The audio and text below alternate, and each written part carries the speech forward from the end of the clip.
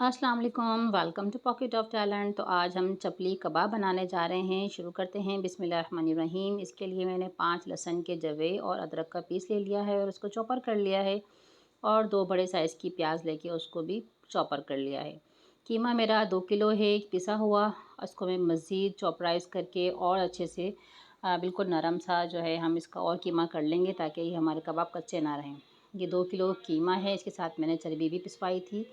और ये बेसन है, इसको मैंने रोस्ट कर लिया है तवे पर, और ये तकरीबन 5 से 6 चम्मच है। टमाटर का एक बड़ा साइज़ का है, इसका मैंने बीच का हिस्सा निकलवा दिया था ताकि पानी ना रहे। ये प्याज हमारी चॉपराइज़ हुई हुई है, 2 बड़े साइज़ की, 1 अंडा, धनिया, ये मसाले हैं कुछ इस तरह से जाएंगे कि रेड चिली पाउडर है क्रश्ड, वो 1 टेबल स्पून जाएगा। ये ज़ीरा पाउडर 1 टेबल स्पून, धनिया 2 टेबल स्पून दरदरा कुटा हुआ, नमक है 1 टेबल स्पून जाएगा इसमें, हल्दी है वो भी 1 टेबल स्पून जाएगी, अजवाइन है ये 1 टीस्पून है, और ये चाट मसाला है 1 टेबल स्पून, और ये काली मिर्च का पाउडर है 1 टेबल स्पून।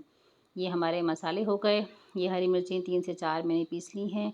लहसुन अदरक का पेस्ट है 2 चम्मच, और ये अनारदाना है तकरीबन 2.5 चम्मच। शुरू करते हैं। बिस्मिल्लाहिर्रहमानिर्रहीम।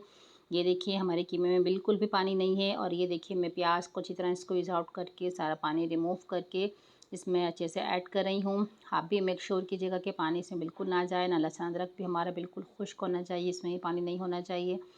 और ये मैंने हरी मिर्चें ऐड कर दी और अनारदाना ऐड किया है अब मैंने, और ये तमाम मेरे स्पाइसेस हैं वो ऐड हो गए हैं। हरा धनिया जो मैंने एक बंच लिया था पूरा का पूरा इसमें ऐड कर दिया है। टमाटर को भी मैंने अच्छी तरह स्क्वीज़ आउट करके फिर ऐड किया है। यहाँ मैं बेसन के जो भुना हुआ बेसन लिया है, यहाँ मैं 3 चम्मच इसमें ऐड कर रही हूँ, और टोटल मिलाकर ये 5 चम्मच आएंगे। इस स्टेज पे मैंने जो है 3 चम्मच ऐड किए हैं, आगे जाकर 2 चम्मच और मज़ीद ऐड करूँगी। फिर मैंने इसको अच्छे से मिक्सिंग करना शुरू हो गई है। सब कुछ हमने इसमें ऐड कर दिया है, सिर्फ अंडा रह गया है, वो भी हम आगे ऐड करेंगे। और इस स्टेज पर अगर आपको मेरी वीडियो पसंद आती है तो थम्स अप कीजिएगा, लाइक कीजिएगा, सब्सक्राइब कीजिएगा, फैमिली फ्रेंड्स में भी शेयर करना बिल्कुल मत भूलिएगा।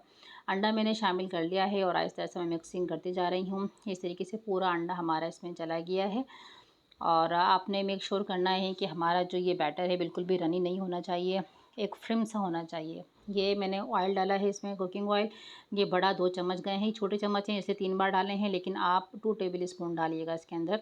ऑयल के मक्खन हो तो मक्खन भी आप ऐड कर सकती हैं, ये चम्मच भर के। तो यहाँ मैं बेसन के 2 चम्मच और ऐड कर रही हूँ, टोटल मिला के 5 चम्मच हमने बेसन के इसमें डाले हैं। तो अब ये देखिए अच्छा से बैटर हमारा बन गया है। अब हम इसको एक चपली कबाब की शेप दे रहे हैं, वो आपके अकॉर्डिंग किसी भी शेप की आप दे सकते हैं। आप इसको थोड़े से पतले और थोड़े से लंबे या बड़े फैला के रखिएगा, क्योंकि जब ये पकते हैं तो थोड़े से सुकड़ते हैं और अपने साइज़ से छोटे हो जाते हैं।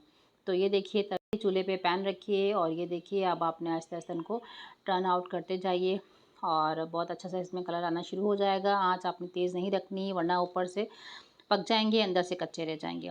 अब टमाटर को मैंने क्या किया, लंबी लंबी काट लिए हैं, और उसको भी मैंने तवे पे रख कर थोड़ा सा इसको नरम कर लिया है, थोड़ा सा तल लिया है। इससे क्या होगा कि हमारे जो चपली कबाब हैं वो भी कच्चे नहीं रहेंगे। अगर आप इसके ऊपर कच्चा रख देंगे तो टमाटर भी कच्चा होगा, तो इससे क्या होता है हमारा चपली कबाब कच्चा रहने का ख़तरा होता है। जब आपके चपली कबाब भी अच्छे से पक जाएँ और टमाटर भी अच्छे से पक जाए तो वो अच्छे से इसके ऊपर स्टिक हो जाएगा। तो ये देखिए खूबसूरत से हमारे चपली कबाब बनकर तैयार हैं।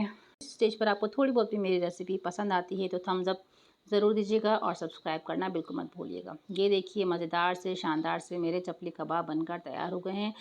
मुझे दुआ में याद रखिएगा। मिलूँगी फिर एक नई रेसिपी के साथ। अल्लाह नेगेबान।